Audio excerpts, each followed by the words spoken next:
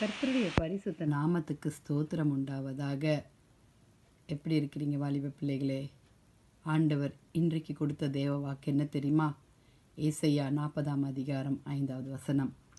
கர்த்தரின் மகிமை வெளியரங்கமாகும், மாம்சமான யாவும் அதை ஏகமாய் காணும்.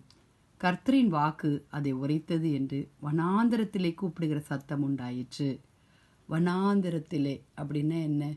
நம்மளுடைய துக்கத்தில், நம்மளுடைய பாரம் நிறைந்த வாழ்க்கையில், நம்ம எங்கே போகிறோன்னு தெரியாமல் தவிக்கிற நேரங்களில், மாம்சமான நமக்கு, மனுஷர்களாகிய நமக்கு வனாந்திரம் அப்படித்தானே இருக்கும். ட்ரை லேண்டாக இருக்கும். நம்ம வாழ்க்கை செழிப்பாக மாறாதபடி இருக்கும். ஏன்? ஆண்டவர் தேடாதனால. ஏன்? ஆண்டவர் வழியில் நடக்காதனால. வாலிப பிள்ளைகளே, அவர் நம் பாதையை புல்லுள்ள இடங்களில் மேய்க்க அவர் ஆசைப்படுகிறார். அப்படி அவங்க போகணும்னா ஆண்டவருடைய பிரசனம் நம்ம கூடவே இருக்கணும். வாலிப பிள்ளைகளே, வனாந்திரம் வயல்வெளி ஆகும் என்று சொல்லியிருக்கிறார். ஆகாரை பார்த்துக்குங்க. ஆதியாமத்தில் படிக்கும் பொழுது ஆகார் துரத்தி விடப்பட்டவளாய் குழந்தையை கொண்டு அவள் வனாந்திரத்தில் போறா. தண்ணீர் இல்லாமல் ஆண்டர்கிட்ட வேண்டா. அப்போ என்ன கொடுக்குறார் ஆண்டவர்? வனாந்திரத்தில் நீரூற்றை தருகிறார். நீரூற்றுக்கு என்னது? ஜீவ தண்ணீர். அந்த ஜீவ தண்ணீர் எங்கேருந்து வருது? வனாந்திரத்திலேருந்து வருது. ஏசப்பா மாம்சமான யாவர் மேலும் என் ஆவியை ஊற்றுவேன் என்று சொல்லியிருக்கிறார். அப்படின்னா என்ன தேவ பிள்ளைகளே? உன்னதத்திலிருந்து நம்மேல் ஆவி ஊற்றப்படும் மட்டும் அப்படியே இருக்கும். அப்போது வனாந்திரம் செழிப்பான வயல்வெளி ஆகும். ஆம் வாலிப பிள்ளைகளே, அபிஷேகத்தினால நம்ம நிறையும் பொழுது நம்மளுடைய வாழ்க்கை வனாந்திரமான வாழ்க்கை பரலோக வாழ்க்கையாய் மாற ஆண்டவர் உதவி செய்வார். வனாந்திரமும் வறண்ட நிலமும் மகிழ்ந்து கடும்வெளி கழித்தது புஷ்பத்தை போல செழிக்கும். ஆங்காங்கே ஏசாயா 35 அதிகாரம் 1 வசனத்தில் சொல்லியிருக்கிறது வாலிப பிள்ளைகளே.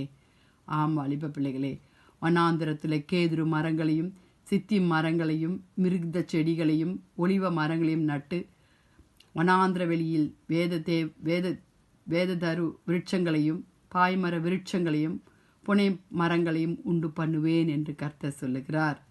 வனாந்திரத்தில் எல்லாத்தையும் ஆண்டவர் செழிப்பாய் மாற்றுவேன்னு சொன்னார்னா, நம்மளுடைய வாழ்க்கையில் கோணலான பகுதிகளில் ஆண்டவர் செழிப்பாய் மாற்றுவார். நம்ம அவர்கிட்ட ஒப்பு கொடுப்போம். வாலிப பிள்ளைகளே, நம் வாழ்க்கையில் நாம் எல்லாரும் தவறினவர்கள் தான். யாரும் பரிசுத்தமாக இல்லை இந்த உலகத்தில். நம்ம பாவத்திலிருந்து கர்ப்பம் தரித்தோம். அப்போ நம்ம வாழ்க்கையில் இருக்கிற எல்லா பாவங்கத்திலையும் நம்ம ஆண்டவர் சுமந்து கொண்டார். அப்போ அப்படிப்பட்ட ஆண்டவர் இடத்துல நம்ம வெளியரங்கமாய் கர்த்தரின் மகிமை நம்ம வாழ்க்கையில் நிறைவேறுமாண்டால் நம்ம ஜெபிக்கலாம், கர்த்தர்கிட்ட கேட்கலாம். ஜெபிக்கலாமா வாலிப பிள்ளைகளே? சோர்ந்து போகாதீங்க. ஏசப்பா கிட்ட கேளுங்க, அவர் தருவார். உங்கள் வாழ்க்கையை செழிப்பாக்குவார். கிருபையுள்ள கர்த்தாவே, இந்த வசனத்திற்காக உம்மை ஸ்தோத்திரிக்கிறோம் அப்பா. நன்றி கர்த்தாவே.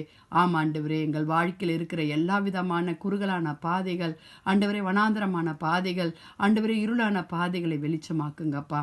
வியாதிஸ்தர்களை தொடுங்க, வாலிப பிள்ளைகளை ரட்சித்து கொள்ளுங்க, பாதுகாப்பை தாங்க, ஊழியக்காரர்களை சுகப்படுத்தி பலப்படுத்தி அவர்கள் ஆண்டவரே ஊழியங்களை பெருக செய்யுங்க. உம்முடைய நாமம் மாத்திரம் எங்கும் மகிமைப்படட்டும் சுவாமி. நீங்கள் பெருகணும், நாங்கள் சிறுகணும் கர்த்தாவே. துதிகர மகிமை உமக்கே செலுத்துகிறோம். மீட்பர் இயேசுவின் மூலம் ஜெபம் கேளும் பிதாவே. ஆமேன் ஆமேன். Have a blessed day. Bye.